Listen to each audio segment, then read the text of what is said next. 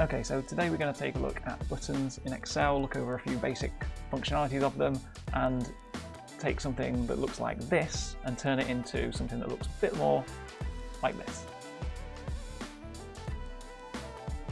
Let's get started. Okay, let's start by looking at the old school way of using buttons in Excel. If you go to the Developer tab at the top here, and if you don't have this, you can right-click anywhere on the tab and say Customize the ribbon. And then on the right-hand side here, just make sure Developer is ticked. There's a few others that you can tick there if you want to see them, but Developer is the main one that we're going to be using for this and for the VBA coding that we'll do. If you use this Insert and then insert a form control as a button, we can drag this out and we can say, okay, we'll make this new macro called button click, and that will open the coding window, and then we can just assign this button some sort of action. So let's say, for example, we assign it as old button. So now when we go back to here, we've got this button. It looks super old school, and when we click it, we get a message box that says old button. Now, obviously that doesn't look great. We can't do any kind of formatting really on this. We can kind of change some of the coloring of the letters. But as you'll see, this does not look great. That's about all you can do. So let's get rid of that. What you can do in Excel is you can assign any object, shape, picture, piece of text to be a button. And that's what we'll do, and that's how we'll create a more modern looking button, a more modern looking UI within Excel. So let's take a look at how we would do that. On the Insert tab here, we're going to insert a shape, and again, any of these shapes you can create into a button, but the one I quite like to use for buttons is the rectangle rounded corners. So if we add this in, I'm just going to drag it out, and this small yellow button here, we can drag this left or right to change the shape, so you can go completely square, rectangle, or circle. And usually for buttons, I'm either using kind of a rounded sort of shape like this, or completely rounded like this. So we'll leave that as it is. Obviously here you can do any formatting that you want to, that you'd be able to do to a normal shape. So we can put whatever fill color we want in. We can say whether or not there's going to be an outline.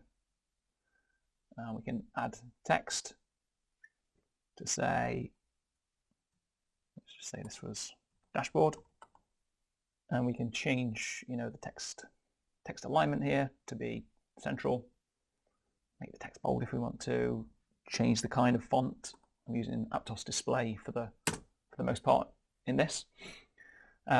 Now, once we've got this shape, there's a couple of things that I think are always important to set, and this is working with any kind of shapes within Excel, whether they're buttons or not. So if we right-click and go to Format Shape, we'll get this menu up on the right-hand side. And within shape options, size and properties, this properties drop-down is one of the most important ones. So by default, shapes will be set to move and size with cells. So what does this mean? If you size with a cell, it means that if a cell overlaps, or the shape overlaps the cell, and we change the size of the cell, it's going to stretch the shape. Now, that is an action that we almost never want to happen. We don't want these shapes to be morphed just from when the cells are changed. So we'll just undo that. Moving with the cell is behavior that we sometimes will want to have. So this is if we change the size of a cell that the shape doesn't overlap. So A, for example, the shape will move with it. Now, if we are working on a UI where we want to collapse certain things out, then this can be helpful because we do want the screen and the rest of the UI to move as we change the cells. It's not always the case, and I think for now what we're going to do is we're going to select the bottom option, which is do not move or size with cells. This second option here will move it but not size it, but we're just going to select the bottom option. So that is something important to bear in mind. Ideally put it on this so that as you're moving around the cells, your shape doesn't get twisted and resized and moved around. So we now have our button looking as we want it. The next thing to do is to name it so that we can easily refer to it in the code, and that we know which buttons are we going to assign to which action. There are a couple of ways to do this. The best way, or the easiest way to view the whole screen, everything that's on the screen, is to go to Shape Format and select Selection Pane. And here this will list all objects that you've got along with their names, and we can just double click this. And I usually like to start buttons with BTN and then some sort of abbreviation for what that button will be doing. So if I put BTN DSH, I know this is the dashboard button.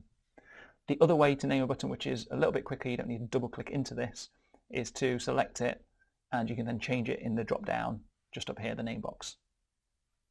That will do exactly the same thing. I like to have this view though so that you can see everything. This will also show you in which order the shapes are, so whether or not something's in front of another object, and you can move that up and down using these arrows. We'll look at that in more detail once we've got a few more things on the screen. So now we've got our button set up as we want it, let's go and add some functionality to it. This involves going to the VBA coding screen. There's a few different ways you can do that. Via the Developer tab and click Visual Basic. You can right click on a tab and select View Code, or you can also hit Alt and F11 on your keyboard and that will bring up the coding window. Now you can see, because we tested out that old school button before, we've already got a module that's been added in here. Normally when you go into Excel and you open up this window, you won't have a module here, and we'll need to go Insert, right click, and then Module, and that will just add a fresh module. We can rename this module if we want to. It's not always necessary, but once you get into more advanced projects, ideally you want to group your codes together in different modules. So we'll just call this main for now. The other thing I'll rename on here is the sheet, so that I can easily refer to it. So this is not the sheet name down here. You can see we've got sheet 1 and then sheet 1 in brackets. The sheet 1 that's listed first is the actual name that you'll see on the front end of Excel. So if I rename this to dashboard and go back to the coding screen, we can see now it's got sheet 1 and dashboard. So the name of the sheet that we'll refer to in the code is set down here. So again, I like to use a set method of naming sheets. So I always start with SHT and then again an abbreviation for what that sheet is or what it does. So again, I'm going to use the DSH as a dashboard. Now this means that we can now refer to this sheet very easily in the code, and I'll show you how we do that. So let's get rid of this old sub here, and we'll create a new sub just called button click. So let's just start by taking a look at how we would access this shape and how we might change it and interact with it. Now we've got these names set up. To do so, we'd start with the sheet name, so sheet dash, and then as soon as we hit the dot, because we've got this sheet name plugged in to Excel, we'll get the auto menu up here, and this will let us start cycling through the various functions that you can do to a sheet. So I'm going to say shapes, and as soon as I start typing, it comes up and I can press tab to auto-complete the rest of that. And I'm going to open up brackets and I'm going to put the button's name in here. So it was BTN DSH. And again, once I put the dots, I can access further properties to do with that shape on that sheet. So let's just say, for example, we said, okay, we're going to fill the forecolor using RGB, and we'll set it to, I'm just going to make this window slightly bigger, and we'll set it to RGB, just do a random color. Now, when we run this function, and you run a function by being within it and either pressing the play button up here, or you can hit F5 on your keyboard. As soon as you press that, we can see the button changes color so that the fill is now this blue color. Now, obviously you have to know that this is how you access the fill color for the button, and it's not always straightforward, and it's obviously not that straightforward here. You have to say fill, then you have to go to full color, then you have to say RGB. One great way to find out what the code is for an action that you want to do is to use the recording macro feature within Excel. So let's say I wanted to be able to change the text in this button and I didn't know how to access those properties that were needed. Obviously I could Google it and I'd find out very quickly. The other way is that I would just select the macro recorder, which is down here in the bottom left. It doesn't matter what it's called for now, we'll just call it macro 1. Okay. Once you've clicked that, everything from now on is recording a macro. It's going to turn what you do in Excel into code so you can see it and view it and edit it. You'll notice that this recording button has now changed to a stop button so that it says a macro is currently recording. That's how you know that the macro is recording, and that's where you click to stop it. So let's just say we selected the shape and we changed the text to test, clicked out, and then we'll press stop. Now when we go back to the code screen, we can see that all this code has been generated within this macro 1 that's been set. Most of this is unnecessary. Obviously Excel, when it's creating code, doesn't know exactly what you're trying to do, and it does it often in very convoluted ways. So we can see that we've selected the shape. We've then said, okay, of the selection, this is the property we're going to change, and then it does lots of changes. So the only actual bit that we need off this, we don't need to bother about any of the setting the color. We don't want to change any of the colors. We don't want to do any of that. All we want to do is this section here, look. Text range 2, text range, characters, text equals test. So it's this section here that we want as a reference point to how to access that part of the shape. So I'm just going to copy this and I'm going to put it up here. I'm going to comment it out just so I've got it for reference. And then let's have a look. If we go sheet dash, again, dot shapes, we'll access the dash button.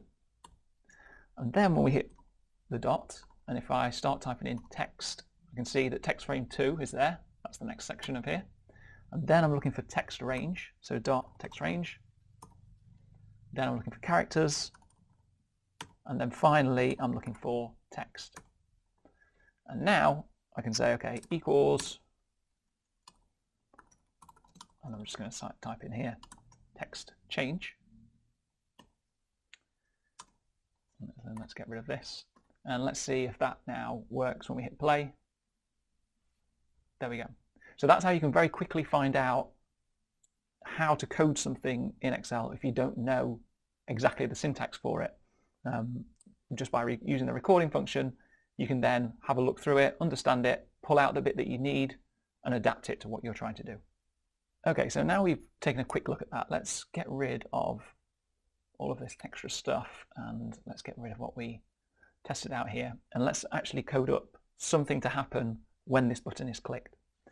Now, the first thing we want to do on a button click, or the way that I think is the best way to work with buttons, is to find out which button was clicked, because ideally we want to use this one function for every single button. We want to assign every single button the same function and then go from there. So to do that, let's first of all declare a name of the button. So let's just say button name as string, and then we're going to assign this button name to be application.caller. Now what that will do is application.caller will find out what has triggered this event. And in a minute, when we assign this macro to the button, it will be the clicking on the button that will trigger the event. So let's just say for now, we're going to put up a message box, and that's going to be the button name. And then finally, let's assign this macro. So we're going to right click on the button and select assign macro. We'll click button click because we've already created this macro. Press OK. And now, as soon as you hover over the button now, it becomes a pointer because it is a button, it has an action associated with it, and clicking it, the button name pops up. Okay, so now we've got a button that does something. Let's add to it an icon. So to do that, first of all, well, let's change the shape of this slightly to start with. Make it slightly larger. To do that, ideally we probably want the icon on the left-hand side here, and we want to create a little bit of room within this shape to house an icon. To do that, again, let's go to Format Shape.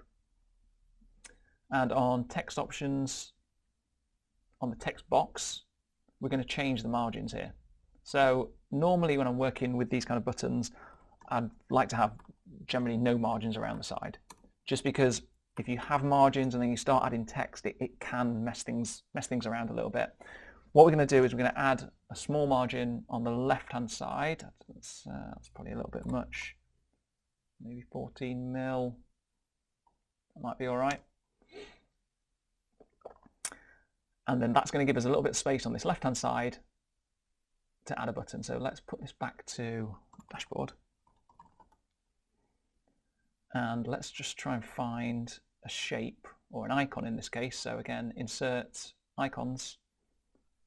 If we do a quick search for dashboard, anything? Okay, let's try and use this.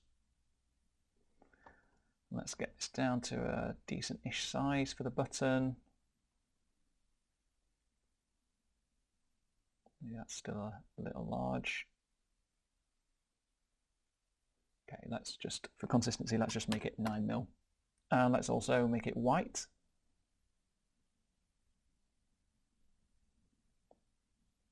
And then let's just position it.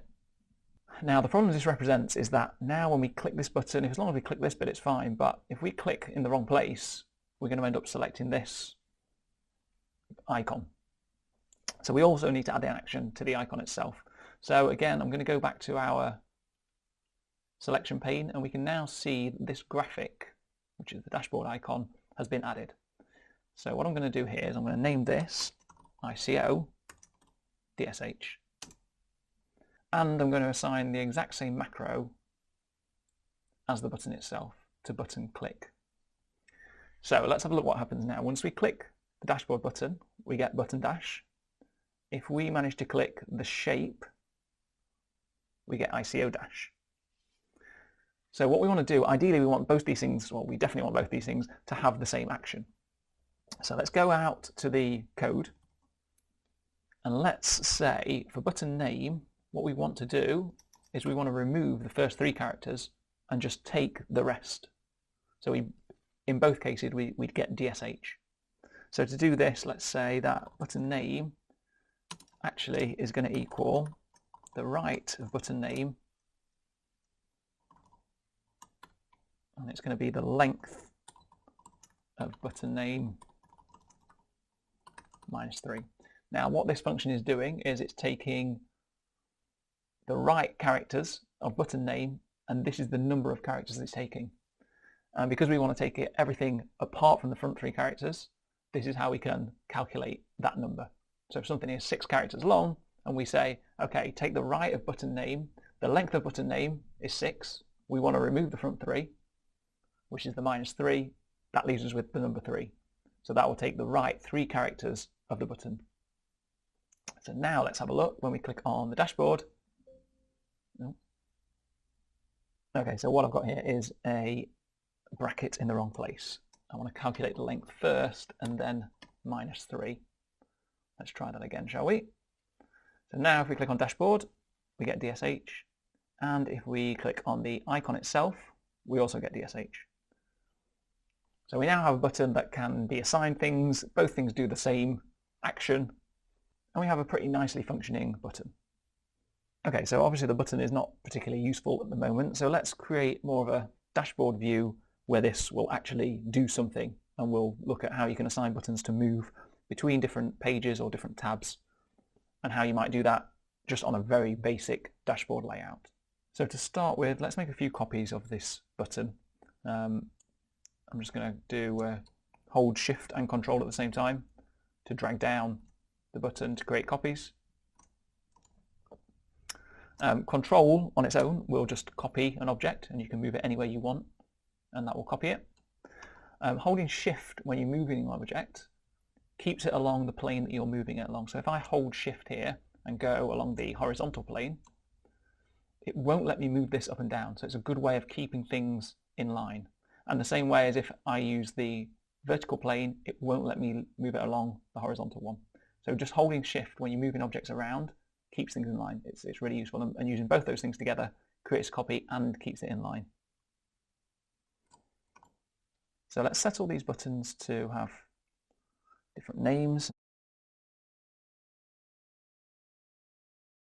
And at the same time I'm doing this, I'm just going to rename these.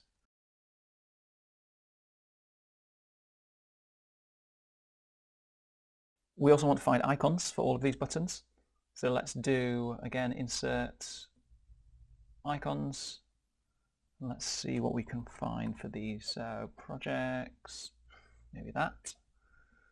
And what else have we got? Reporting. Maybe this one. And then notification. We got. Can maybe take this bell icon. I'm going to insert all those three. While they're selected, I'm going to change the height to match the dashboard one, the 9mm. And then I'll move these along. Now I'm not going to worry too much about the alignment of these in a minute, because we're going to use the Excel alignment to actually switch this around. So what have we got? I think that was projects. This was reporting, and this was notifications. Let's give ourselves a little bit more room on the screen. And what we'll do here, first of all, let's get this line slightly more to the right. First of all, let's space out these buttons. So once we know roughly how much space we want these buttons to take up, and let's say it was about this much, we can select each of the buttons. So I'm going to do that. In fact, that's going to select everything. So let's just start and get rid of the icons, and I'll rename those icons in a second. So we've got just the buttons selected, and we're going to do an align to make sure that these are vertically spaced out. Now the keyboard shortcut for that is JD AA and then V for vertical. And you can see they move through and get aligned vertically. To do that with just the buttons up here, it's on shape format, align, and then you've got the various options to do different kind of alignments. We're going to do the same thing with the icons. So let's just select all the icons, and you can select multiple icons or multiple objects in this selection window just by holding the Control key down. First of all, we're going to align these to the left. So we'll say, okay, left align, and then we'll do the same thing. So we'll move the notifications exactly where we want it, and we'll get the dashboard icon exactly where we want it, and then we'll select all of the icons and we'll say, okay, align, distribute vertically, and now everything will be perfectly aligned. Okay, let's get these icons named.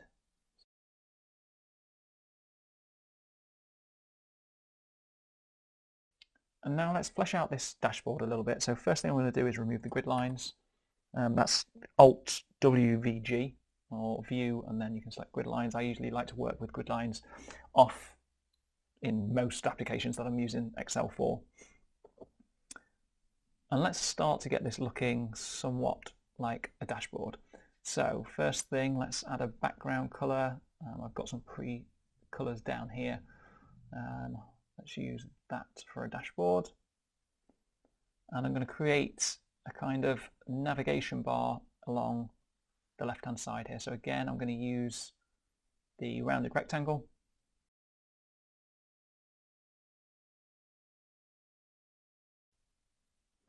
And here we will send this to the back. And we'll name it just maybe nav left. And let's do a fill of probably this. And let's just remove the outline. Now let's move these into place. Okay, and what we want to do with these buttons is we want to have the one that's selected. So let's have this with a dark fill. And then the ones that aren't selected, really we don't want this shape to show around the outside, we just want the words and the icon. So if we click into this, in fact let's just select all of them. And we're going to change the fill to be the same colour as the background on there.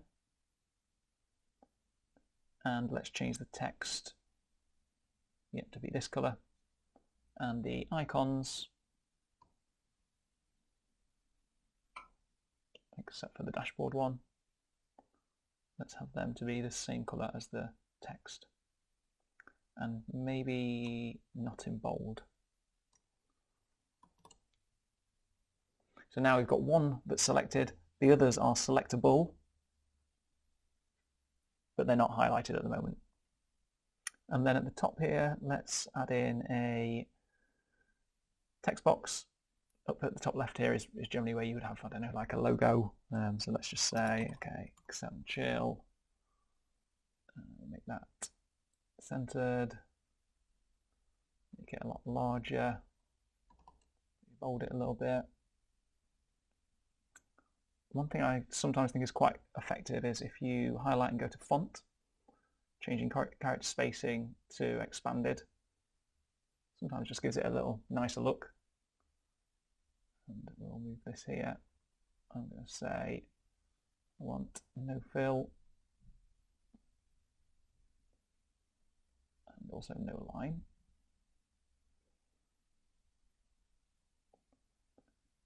And then perhaps we'll have this underneath, much smaller, to say this is a management dashboard.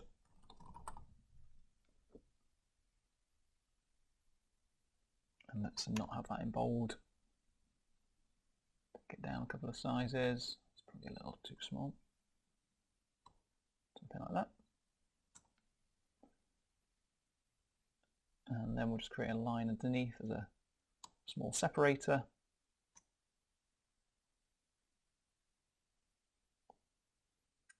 Let's have this colour and get quite thin. Okay, that looks pretty good, I think. Move this down slightly. Okay, and then let's just insert something as a header.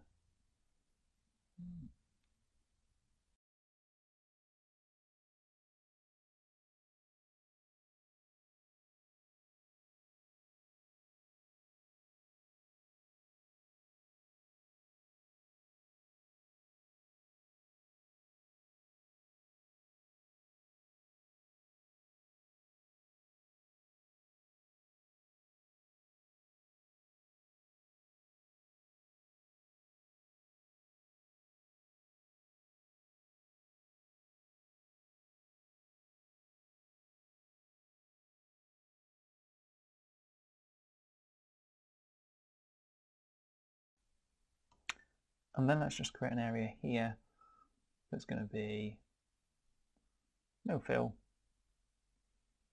And this is where we might have data represented, whatever we want to do. So with that, I think we've got a pretty basic dashboard page. We're not going to populate it with anything. One final thing to do before we start looking at the other pages is we're going to rename everything that we've got on this side. So back to our selection pane. Let's just make sure that everything on here is named. So that might just be the text title.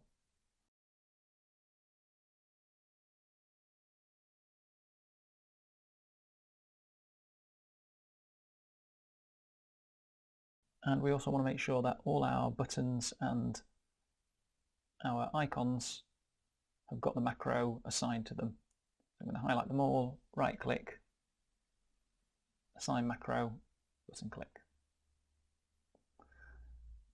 So currently we have the page set up as we want it. This is going to be replicated for every single page that we have. And at the moment, all that happens when we click on one of these buttons is it tells you what button you've clicked on,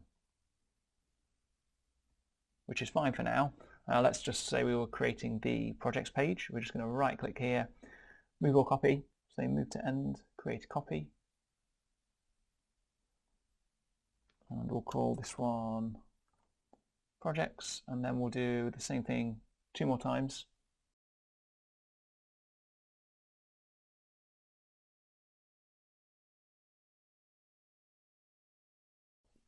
On each of these pages, what we're going to do is we're going to change, obviously, the main title up here to be the page that we would want.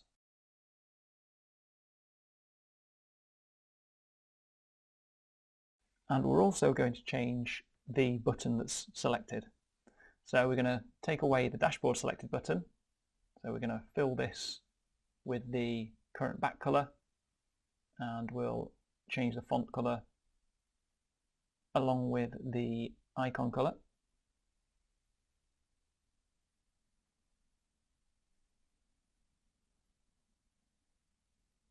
And we will make the one that we're looking at to get selected, I'll just take bold off this, to be a selected color. So we'll fill this with the dark, we'll make the text white, and we'll make the icon white.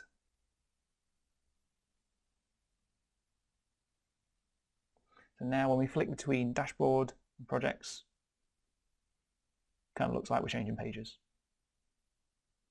I'll do the same thing for reporting and notify.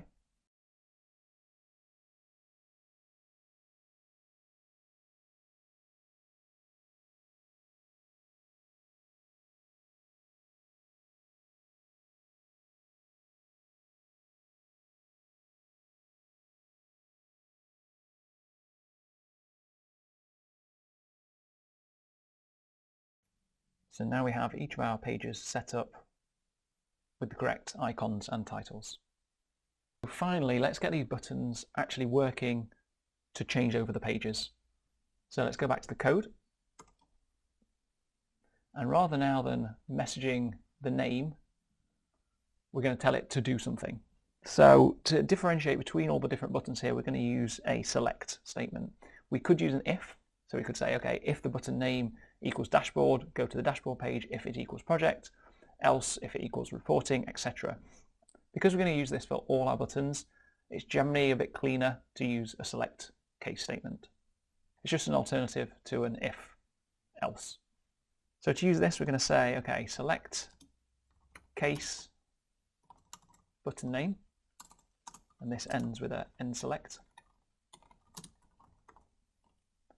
And then for each one, we're going to say, okay, for the case of DSH, what we want to do here is we want to select sheet dash. And for the case of PRJ, we want to select the project. So let's just name these sheets quickly.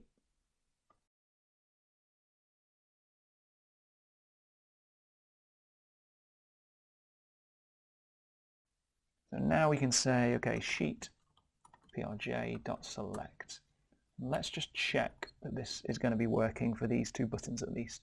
So if we click on projects, we go to the projects tab. If we click on dashboard, we go to the dashboard tab. At the moment, these buttons are going to do nothing.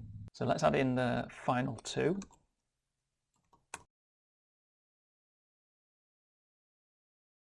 So now we have them all defined.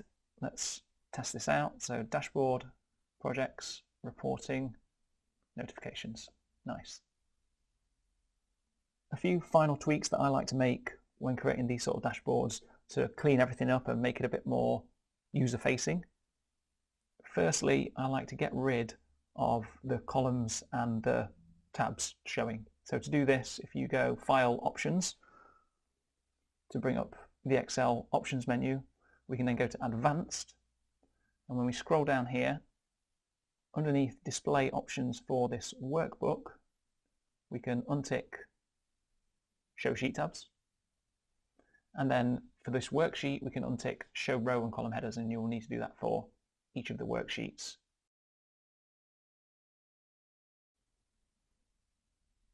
So that gives us a much cleaner look, and we can double click on the ribbon up here to kind of auto hide that as well. Okay, so now we've got everything working exactly as we want it. The last thing I like to do on these kind of projects is protect the sheet in some way so that people can't, for example, move this around. To do that, all you need to do is go to the Review tab, select Protect Sheet. Depending on what the functionality is, we may want to change some of these, but for now you can just leave the default of Protect Locked Cells, Protect Unlocked Cells. Press OK, and that means that people can no longer move objects around. They can still select objects, that's fine, but they're not going to be able to move them. We need to do the same thing on each of the sheets.